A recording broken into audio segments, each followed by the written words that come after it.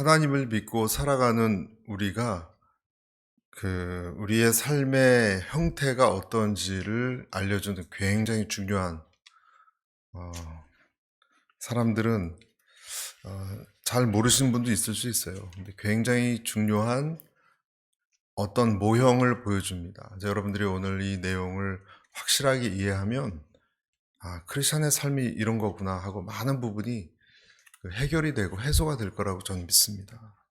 그것이 그 키워드가 이 감춰졌다라는 뜻입니다. 감춰졌다. 도대체 오늘 이게 무슨 말인가 궁금해하실 수 있는데, 여러분 한번 이 말씀은 능력이 있어요. 여러분 말씀은 능력이 있는 줄 믿습니다. 여기서 보면 그러므로 너희가 그리스도와 함께 다시 살리심을 받았으면 위의 것을 찾으라 그랬잖아요. 보세요. 살리심을 받았다라는 말은 무슨 말입니까? 죽었다는 얘기예요. 한 번은 죽고 살리심을 받았기 때문에 그 사람은 이 세상에 있는 것들을 향해서 나아가기가 힘듭니다. 물론 우리 소욕이 있기 때문에 세상적인 것을 내가 싫어한다, 아닙니다. 굉장히 좋아하지만 그것 갖고는 안 되는 어떤 본성이 생겼습니다. 그것은 위의 것을 찾을 수밖에 없는 그런 사람이 된 거예요. 왜냐하면 이미 우리가 죽었기 때문에. 어떤 분들은 이게 도대체 무슨 얘기인가 라고 생각할 수 있는데, 여러분 분명히 아셔야 되는 것이요, 우리는 예수님 안에서 죄에 대해서, 옛사람에 대해서, 세상에 대해서 죽었던 사람이에요. 여러분 그것을 받아들이십니까? 어떻게 아냐면 여러분이 예수님을 믿기 전과 후가 전혀 차이가 없다면 이 얘기를 전혀 이해 못해요, 오늘. 그러나 내가 예수님 어떤 식이건 체험을 하건 구원받은 하나님 사람으로서 정말 구별된 사람으로, 크리스찬으로 난 크리스찬인 것 같다 하면 이 얘기가 오늘 좀 선명하게 이해가 될 겁니다. 그리고 무슨 얘기를 서재범 목사가 지금 하고 있는지가 100%는 아니라도 거의 80% 이상은 이해가 될 겁니다.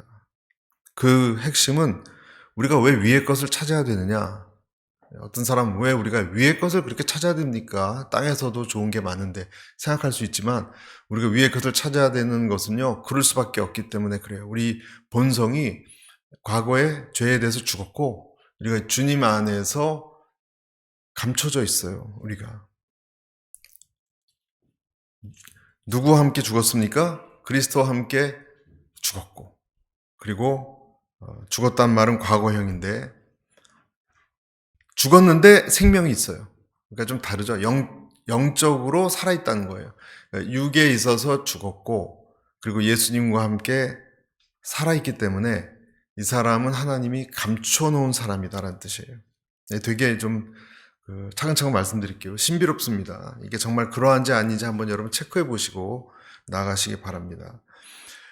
우리가 그리스도와 함께 죽었고 다시 살아났고 내 생명이 그리스도와 함께 하나님 안에서 감춰져 있다.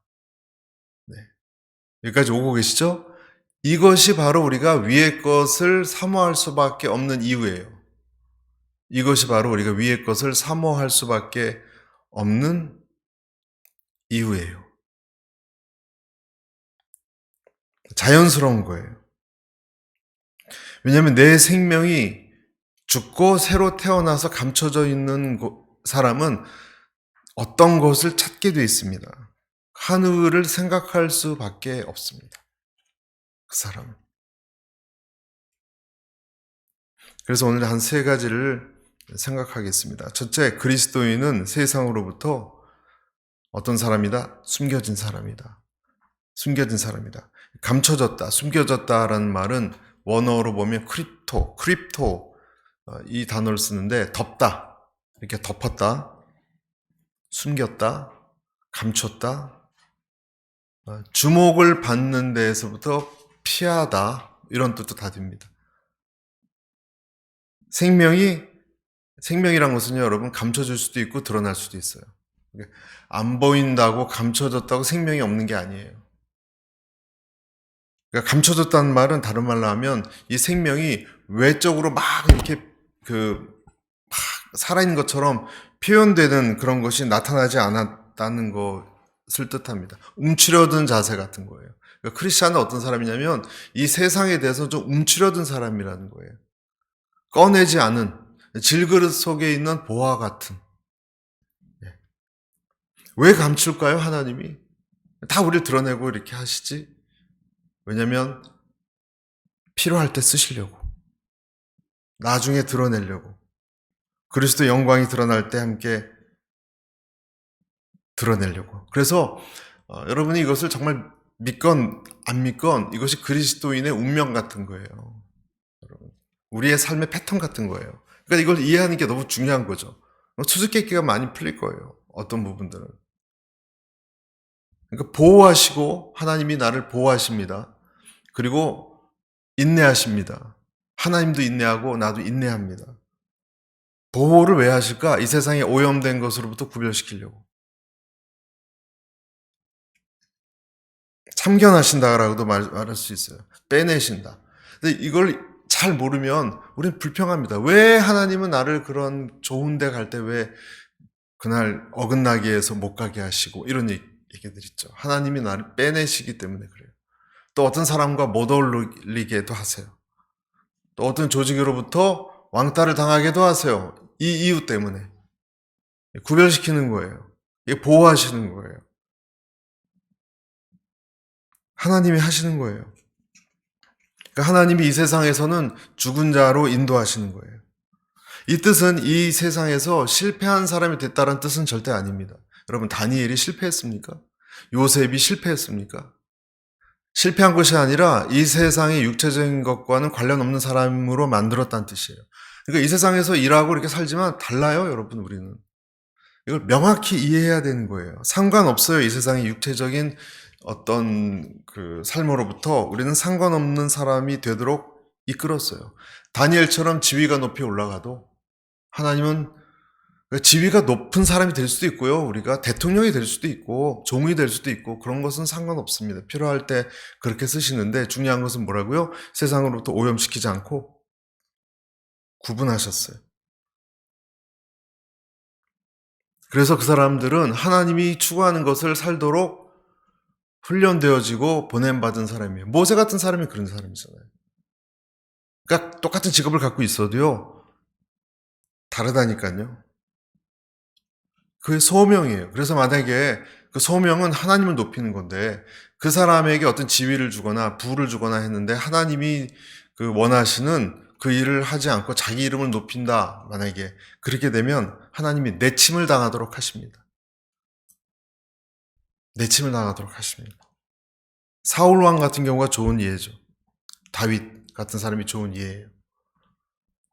그러니까 우리는 잘 이게 이해가 안 갈 수 있어요. 근데 하나님이 이것이 사람을 세상으로부터 숨기는 거예요. 세상으로부터 내가 죽었다, 숨겨졌다라는 뜻은 또 뭐냐면 내가 세상의 어떤 유혹에 손을 뻗치려고 할 때 하나님이 방해한다는 것도 뜻합니다. 하나님이 얘기하시는 거예요. 그건 네가 할 수 있는 거 아니야. 넌 즐기지 마. 네가 즐길 만한 것 그런 거 아니야. 떼치.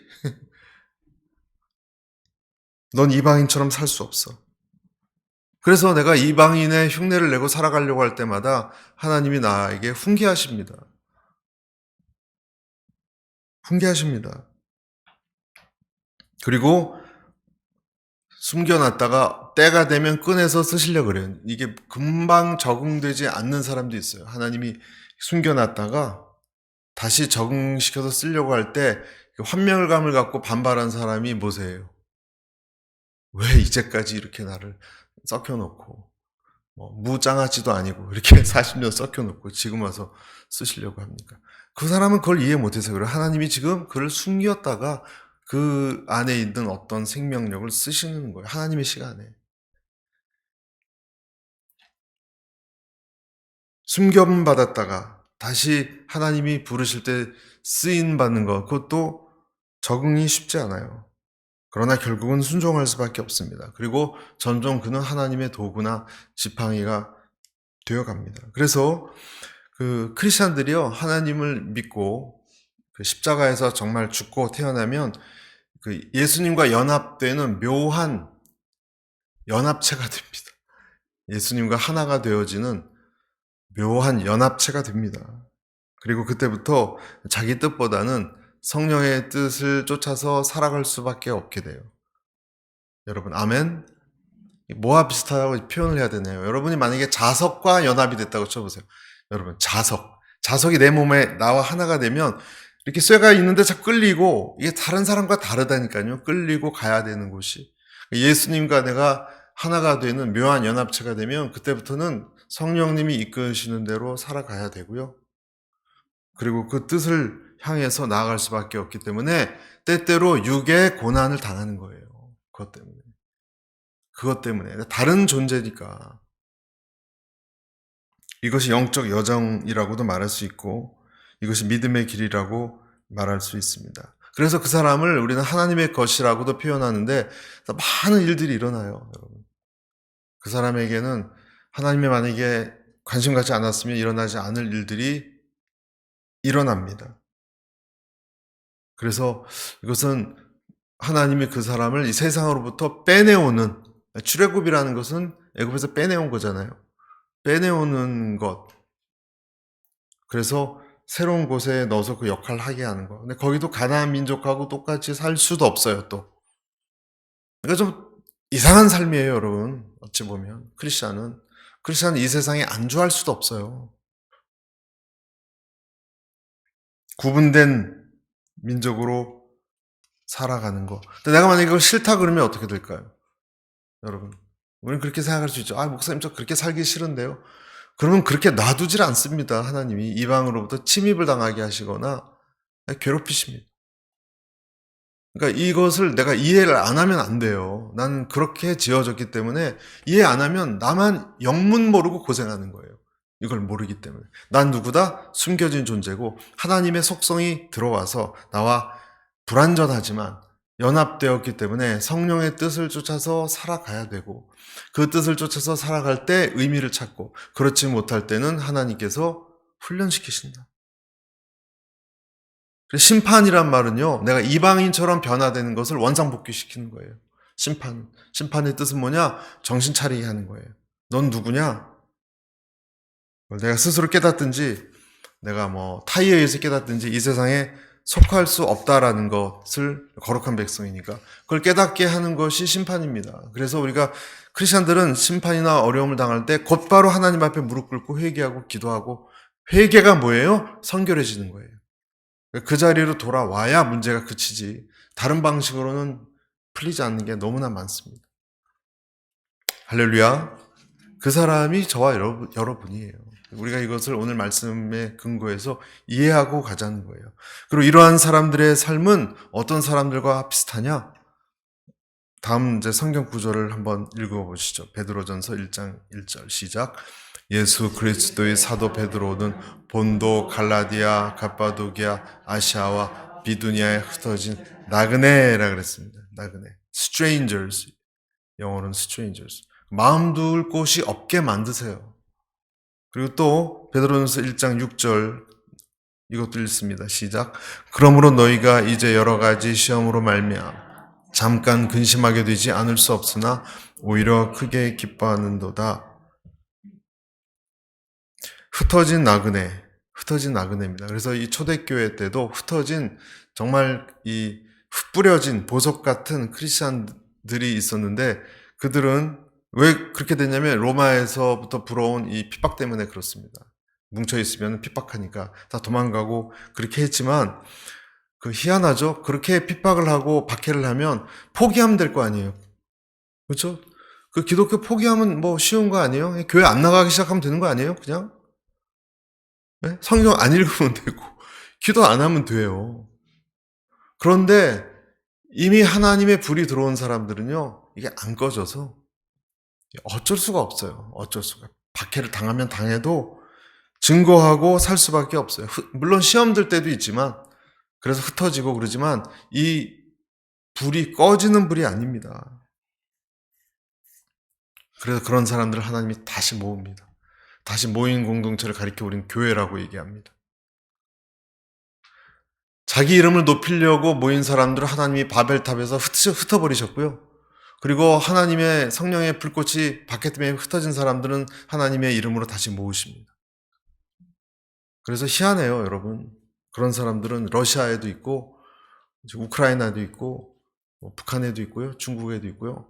진짜 크리스찬들 여러분 우리 상상하는 것 이상으로 많습니다. 사우디아라비아에도 엄청 많은 거 아시죠?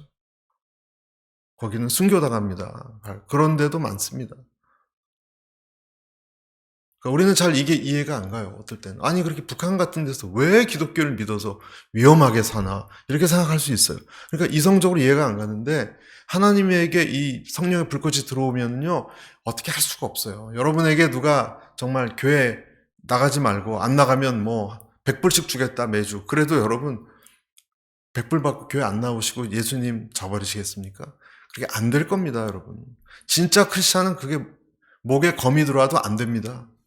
안 됩니다, 여러분. 자기가 하고 싶어서 그렇게 하는 게 아닙니다. 근데 가짜는 그렇게 됩니다. 그래서 코비드 때문에 진짜와 가짜가 많이 갈렸다 그러죠. 정말 사실입니다. 코비드로 인해서 초대교회 같이 변했어요, 다시. 앞으로 더 그럴 수 있습니다. 근데 문제는 이 밟아도 안 꺼지는 불이 있어요. 석유도 아니고 뭐 그런 거 있죠. 그런 것처럼 그리스도인의 불꽃은요, 절대로 안 꺼집니다. 안 꺼집니다. 그러니까 우리가 무슨 순교 열전이나 이런 많이 순교당한 사람들 이야기를 들어보세요. 조건이 아무리 최악이라도 그 성령의 불꽃을 끌 수 있는 방법은 없어요. 아무리 뭐 화형을 하고 뭐 어떻게 해도 밟아도 일어서는 것이 크리스찬이에요. 그 불이 있다고 그렇다고 그 성령의 불이 있다고 삶의 고달픔이 면제되는 것도 아닙니다. 주님과 함께하는 사람이 매 순간 우리가 이렇게 기도하면 기도 응답을 팍팍 들어주시는 것도 아니에요. 왜냐하면 하나님은 그런 식으로 역사하시는 분이 아니에요. 기복신앙이에요. 하나님이 나와 함께 하신다는 의미는 뭐냐면 나와 함께 하셨다. 이것은 그 사건이 지나가고 뒤로 돌아봤을 때 대부분 깨달아요.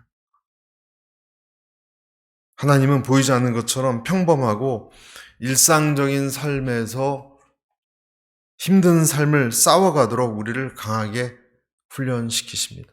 그래서 오늘도 여러분 훈련시키셨을 거예요. 순간순간 여러분에게 시험이 될 만한 일을 또 극복하게 하시고 또 그 일상적인 그 일을 또 해내게 하시고 또 웃게 하시고 감사하게 하시고 다 하나님이 오늘 하루 우리에게 주시는 훈련들이에요. 보이지 않는 그런 것들 때로는 어려운 일을 통해서 힘들고 천한 일을 통해서 하나님께서 그런 사람들을 훈련시킬 때도 있습니다. 그래서 보통 천한 일은요, 그 인격을 가늠할 수 있는 굉장히 중요한 시금석입니다. 자질구레하고 짜증나는 일을 좋아하는 사람 한 사람도 없습니다. 여러분, 어려운 일을 시킬 때 그 사람의 안색이 변하고 영적 수준을 사실 보여주는 거예요. 하나님이 일부러 그렇게 하실 때가 있지 않습니까? 내가 주와 선생이 되어 너희 발을 씻겼으니 너희도 서로 발을 씻기는 것이 옳으니라. 요한복음 13장에 예수님께서 제자들을 가르쳤어요. 누가 이런 일을 할 수 있습니까? 불꽃이 있고 하나님이 훈련시키는 것을 깨닫는 사람은 할 수 있습니다. 여러분 그런 사람들 곳곳에 있습니다. 제일 힘들고 천한 일을 도맡으려고 하는 사람이 있습니다.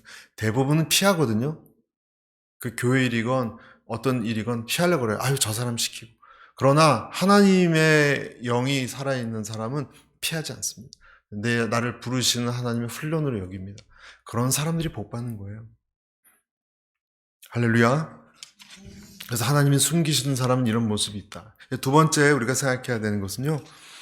세상에 대해 숨겨진 자, 죽은 자는 영적인 것에 눈이 띄어지게 되어 있습니다. 그래서 오늘 성경에도 그리스도와 함께 다시 살리심을 받았으면 위의 것을 찾으라. 그리고 2절에도 위의 것을 생각하고 땅의 것을 생각하지 말라. 그러니까 영적인 것에 눈이 띄어지니까 이런 표현을 쓰는 거예요. 하나도 띄어지지 않는데 찾으라 하면 못 찾겠는데요? 그럴 거 아니에요. 이런 사람들에겐 영적인 것들이 열립니다. 열립니다. 무엇이냐? 이게 도대체 영적인 것, 위의 것이 그럼 뭘 얘기하는 것이냐? 천사를 보는 것이냐? 환상을 보는 것이냐? 그런 게 아닙니다. 다른 각도로 이 세상을 본다는 뜻입니다. 다른 각도로 이 세상을 보면 그 사람이 영적인 사람이에요.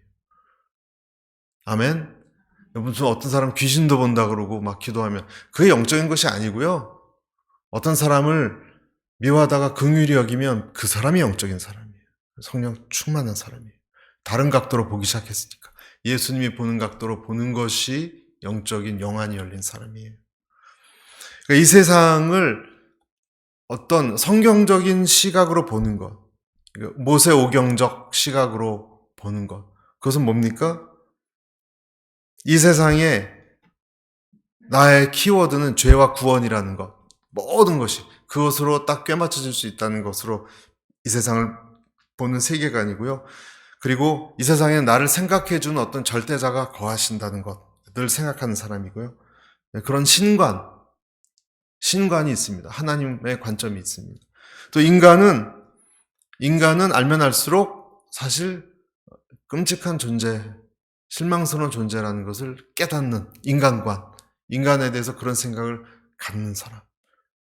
그 사람이 영적인 사람이에요. 또 미래는 절망적이지 않고 때때로 내 몸이 쇠하고 그래도 미래는 절대로 선이 승리하고 믿음을 지킨 자가 결국 보상받고 이긴다라는 이 미래관, 이것이 있는 사람이 영적인 사람이에요. 내 과거의 많은 일들을 오늘 나를 인도하고자 하신 하나님의 작업의 결과였다라고 보는 역사관, 그런 과거 역사를 보는 관점. 또 내 주변에 지금 일어난 모든 일의 그 주인은 사람이 움직이는 것 같지만 힘 있는 사람이, 하나님이 통치하신다라는 섭리관, 이것을 가지고 있는 사람이 영안이 열린 사람이고 위에 그것을 찾는 사람이에요. 이런 것이 싹틉니다, 여러분. 이런 것으로 이제 보기 시작합니다. 그리고 계속 자라납니다. 그러니까 이 사람은 땅도 보지만 하늘도 보는 거예요. 영적으로 보는 거예요, 이 세상을. 여러분은 어떻습니까? 여러분 그렇게 보고 있습니까? 그렇게 보고 있습니까? 그러니까 주일날 설교건, 수요예배 설교건 계속 여러분에게, 우리 모두에게 기억나게 하려고 하신 것은 다르게 해석하라는 거예요, 결국. 설교는. 그렇죠? 다르게 해석하고, 다르게 보고, 다르게 행동하라는 거예요. 그렇게 되면 그 사람 거의 하나님과 비슷하게 생각하는 거예요. 그 사람은. 편안한 선택은 물론 아닙니다. 그리고 이것은요, 내가 교양 과목으로 내가 취하는 게 아니라 내가 살기 위해서, 생존하기 위해서 터득할 수밖에 없는 영적 원칙이에요. 이건 어떤 사람은 아주 괴로움 중에 터득합니다. 고난받고 하다가 이걸 터득해요. 이걸 깨달아요. 하나님의 눈으로, 성경으로 내 인생을 보고 세상을 봐야 된다는 것을 깨달아요. 너무 늦게 깨달으면 좀 힘들죠. 살기 위해서 하나님께서, 그 사람이 살기 위해서 하늘을 보는 훈련을 시키는 거예요, 이렇게. 여러분, 정말 그렇지 않습니까? 내가 막 힘들어 죽겠을 때 어떡합니까? 하나님을 부르짖다 보면 하나님이 깨달아지다 보면 하나님이 내 인생을 통치하고 있음을 깨닫고. 그러니까 내가 결국 살기 위해서 하나님에 대한 공부를 기도 중에 하지 않습니까? 그러다 깨닫고 은혜 받고, 그러니까 내가 살기 위해서 하나님을 만나게 되잖아요. 그러다 보면 그런 눈이 생기게 되잖아요. 이것이 영적 법칙을 깨닫는다는 뜻입니다. 아멘. 시편에 보면 121편 1절에 3절. 성전에 올라가는 노래. 내가 산을 향하여 눈을 들리라. 나의 도움이 어디서 올까?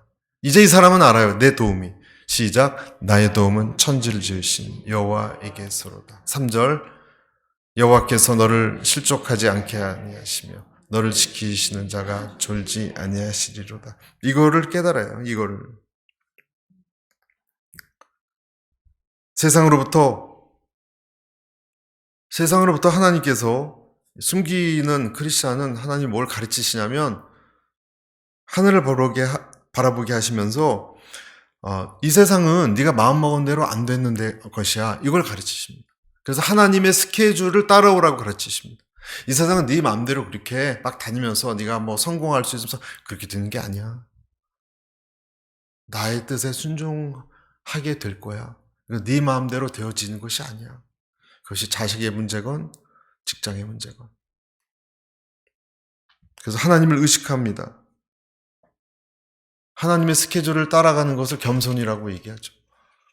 그 사람은 겸손해집니다. 모든 것을 하나님과 그래서 더 관련시킵니다. 왜 나한테 이런 일이 일어났을까? 왜 저 사람과 난 거리가 생겼을까? 나는 왜 그 모임에서 이렇게 떨어져 나갔을까? 이런 것을 이제는 하나님의 관점에서 생각하고, 물론 이 세상의 논리도 생각하다가 하나님으로 생각하다 복합적으로 생각해요. 늘 두 가지 항상 복합적으로 생각해요. 여러분, 이것이 지혜입니다. 이 세상에 있는 것들도 생각하지만 영적인 해석을 같이 복합적으로 하는 것이 지혜입니다. 할렐루야. 이 지혜입니다. 한 번 그 더 넘어서 보는 거예요. 자녀가 막 반항한다 그러면 그전에는 세상의 지혜로 얘는 어려서부터 애가 성질이 그렇고 내가 교육을 잘못 새로 교육을 시켜서 이렇게 해야지. 그 첫째 지혜예요. 그러나 영적 지혜는 뭐예요? 이렇게 하는 것은 하나님이 지금 우리 가족을 하나님께 부르시는 것은 아닐까? 여기까지 생각하는 거예요. 하나님 나한테 뭔가 영적으로 하나님이 가까워지라고 부르시면 아닐까? 복합적이잖아요, 지금. 이 사람은 두 가지 생각하고 있잖아요. 아까 첫 번째 사람은 교육학적으로만 생각했잖아요. 이제 두 번째 사람은 영적인 의미까지도 깨달으려고 하고 있잖아요. 그럼 문제 해결은 어디서 올까요? 첫째에서도 올 수 있지만 하나님의 숨겨진 사람은 둘째에서 많이 온다는 거예요. 이것이 하늘을 쫓는 사람이고 영안이 열린 사람이에요. 이런 사람은 지혜롭습니다. 그리고 이런 사람은 겉만 번지르르한 네피림 같은 사람들도 알아보고요. 기죽지 않습니다, 여러분. 네피림이 누구죠? 고대의 거인이다. 지금으로 말하면 슈퍼맨 같은 탁월한 그런 사람들. 그런 사람들이 있잖아요, 이 세상에. 다 갖춘 능력 있고. 근데 그런 사람도 사실 속빈 강정 같다라고 봅니다. 이런 사람들은 귀인도 알아봅니다. 아비가일 같은 사람은 다윗을 알아봤어요. 그렇죠? 자기 남편은 웬 거짓대냐 생각해서 알아보지 못했다가 나중에 충격받고 죽었잖아요. 근데 아비가일은 영안이 열려서 다윗을 알아봤어요, 여러분. 요나단도 다윗을 알아봤어요. 아버지도 못 알아봤는데 사무엘은 다윗을 알아봤어요. 그렇죠? 그러니까 사람을 달리 봐요.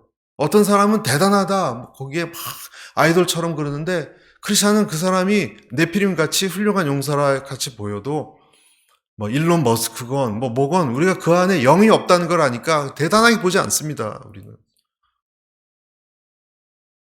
여러분이 트럼프 앞에 앉으면 여러분 두렵습니까?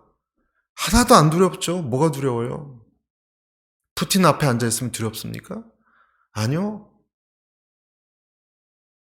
영적인 사람 앞에 앉아있으면 두려운 거예요. 하나님의 임재가 있기 때문에. 생명 보자기에 안전하게 싸주실 것입니다. 당신의 생명. 아비가일이에요. 그 사람 중에 다윗을 알아봤어요. 그래서 여러분, 자의반 타의반으로 그 생명이 주님에게 감춰진 사람은 이 세상의 그 하늘을 보기 때문에 이 세상의 재미, 흥분해서 어느 정도 떨어져 있을 수밖에 없어요. 이 사람은. 입장은. 이게 뭐냐면 이 세상에 있지만 약간 꿔다는 보리차 같은 사람일 수 있어요. 그러니까 조금 외롭고요. 이 세상 입장에서는. 그러니까 이 세상 친구들하고 있으면 좀 외로울 거예요. 아마 여러분이 그 사이에 있으면. 안 맞으니까. 그렇죠? 그렇다고 이 세상에 속하지 않은 사람도 아니고 보통 이런 사람들 하나님은 홀로 두십니다. 여러분 홀로와 혼자가 다른 거 아시죠? 홀로와 혼자는 많은 사람 관계가 차단돼서 힘들어하는 것을 혼자라 그러고 홀로는 자체적으로 하나님과의 고독을 살아가는 자체 완결적으로 살 수 있는 사람이에요. 그 사람은 그리스도와 함께 하나님 우편에 앉아 계심을 발견하기 때문에 외롭지 않습니다. 외로움을 이겨냅니다. 위의 것을 찾으며 살도록 하고 하나님의 위로를 받도록 하나님이 그렇게 하십니다. 한나 같은 사람이 그랬어요. 한나 같은 사람은 아이가 없어서 고생했지만 사실 하나님이 그를 부르셨던 거예요. 고독했어요. 얼마나 고독했으면 그 온 가족 파티하고 있을 때 혼자 기도원 갑니까? 음식도 안 들어오고 그랬잖아요. 남편도 왜 음식을 안 먹냐 그러고 두 번째 부인도 막 화나게 하고 혼자 일어서서 엘리 제사장이 있는데 기도하러 갔잖아요. 한나가. 그러니까 하나님이 주시는 고독이 있어요. 홀로가 있어요. 외로움이 있어요. 한나가 그랬어요. 다윗도 그랬어요. 하나님의 애인이었어요. 그리고 그 많은 시편을 지었던 거예요. 하나님께 숨겨진 사람은 하나님 위의 것을 찾도록, 다른 시각을 갖도록 이런 과정을 거치게 하고, 그리고 나중에 그 패밀리를 이루어도 이 시각은 계속 갖게 해요. 홀로 여러분 주님을 만나신 시간이 있게 되시기를 축복합니다. 여러분이 결혼을 하셨건 식구들이 많건 적건 홀로 주님과의 이 눈이 있어야 되고 찾아야 되는 시간이 있어야 됩니다.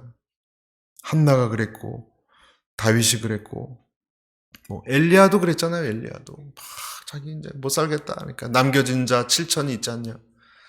내가 너같이 그런 훈련시키는 사람들 많이 있다 이 세상에. 이 세상에 잘 어울리지 못하고 어떤 면은 문화가 안 맞으니까 그들은 여호와를 경외하지 않으니까 그러나 너는 홀로가 아니야. 그 얘기를 알려주시는 거죠. 진주 같은 사람들. 그래서 첫 번째 뭐라고 말씀드렸죠? 하나님 숨겨주신다. 그리고 두 번째 하늘 것을 바라보게 하신다.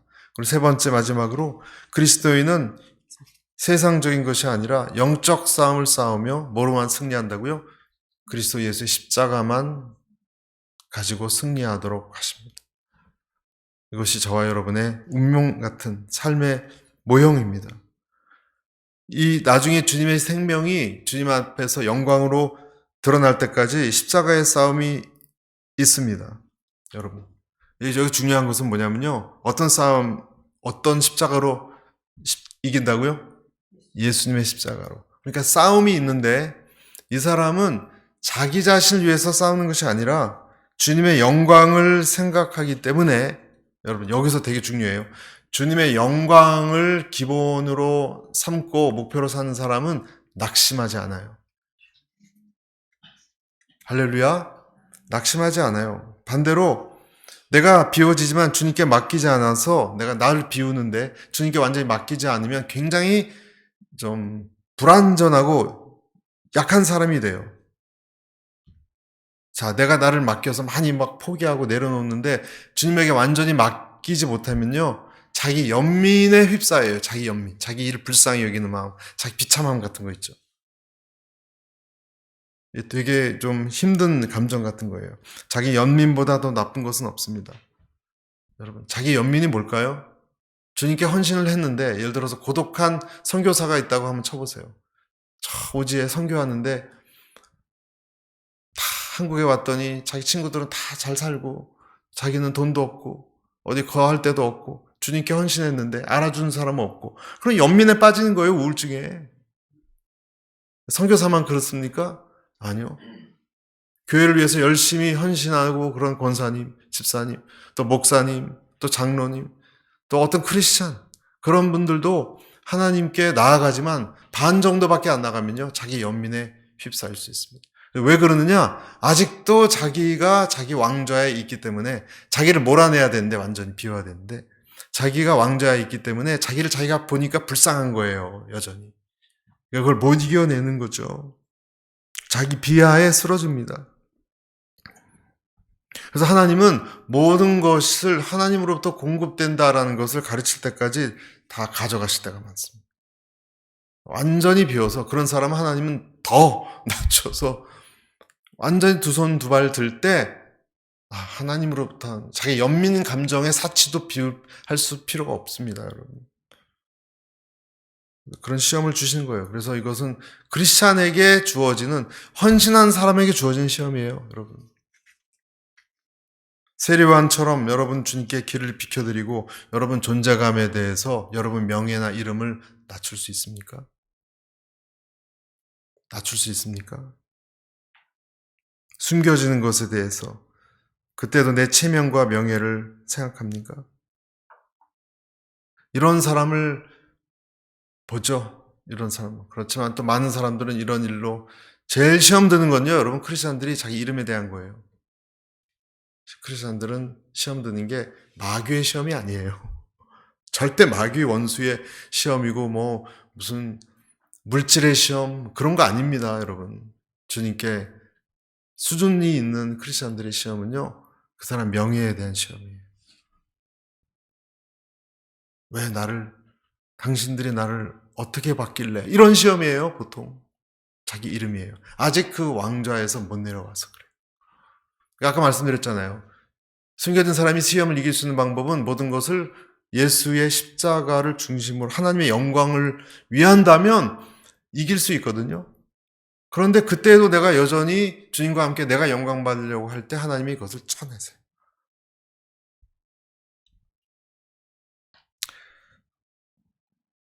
만약에 그렇다면 난 그리스도 안에 아직 다 있지 않은 거고 세상에 대해서 다 죽은 것이 아닙니다. 그래서 어떨 때는 참 이해가 안 가요. 세상 사람들 잘 사는데 왜 나는 아직 요거 좀 포기 못했다고 날 힘들게 하실까? 당연하죠. 하나님은 우리 역사에 관심이 그 사람인데요. 하나님의 선택된 사람들을 하나님 관심 있게 하고 성결케 하기 위해서 내가 나를 온전히 의지할 때까지 하나님이 나를 가져가신 일을 멈추지 않는데요. 왜냐하면 내가 헛된 욕망이 가득 차 있기 때문에. 그러니까 왜 그 사자성어 중에 그런 거 있잖아요. 달리는 말한테 채찍도 한다고. 그런 말 있잖아요. 나는 자지 않고 달리는데 채찍을 더 하시는 거야. 내게 때로는 어려움이 누명이 씌워져도 어떤 분은 그런 얘기 하죠.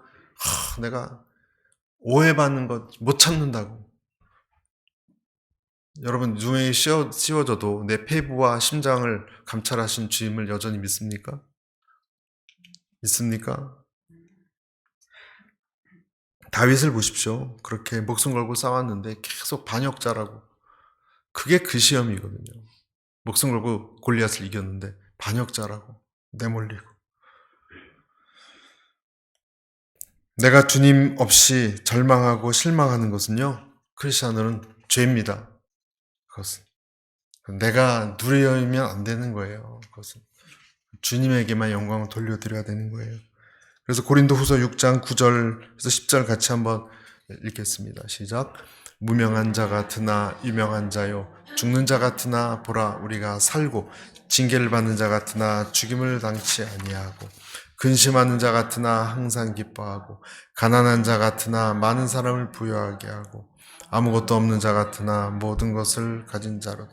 스크린 그대로 띄워두시고요. 여러분 여기서 보시면 무명한 자 같으나 죽은 자 같으나 징계를 받는 자 같으나 근심하는 자 같으나 가난한 자 같으나 아무것도 없는 자 같으나 여기서 핵심은 뭡니까? 그렇게 없는 것처럼 보일 뿐이지 실제는 뭐예요? 그렇게 보일 뿐이지 그렇다는 건 아니에요. 근심한 자 같으나 기뻐하는 게 실체예요. 그렇게 보일 뿐이에요. 뒤에 나오는 게 실체예요. 우리는. 겉으로는 세상에 감춰졌기 때문에 그렇게 보일 뿐이에요. 그러나 뒤에 나오는 게 진짜예요. 무명한 자 같지만 사실은 우리는 유명한 자고요. 죽은 자 같지만 징계를 받는 자 같지만 사실 사랑받는 자고요. 뒤에 게 진짜예요. 아멘. 이 세상은 바울에게도 너는 무자격자고 너는 뭐 어쩌고 이렇게 해도 아니에요. 하나님은 세상이 공격했지만 주의 그릇으로 사도로 확정하시고 인도하신 분은 성령님이세요. 그러니까 사단은 끊임없이 뭐뭐 같으나로 우리를 속이려고 해요. 하지만 우리는 앞부분이 아니에요. 아멘. 우리 뒷부분이에요. 사람들이 인정하지 못하지만.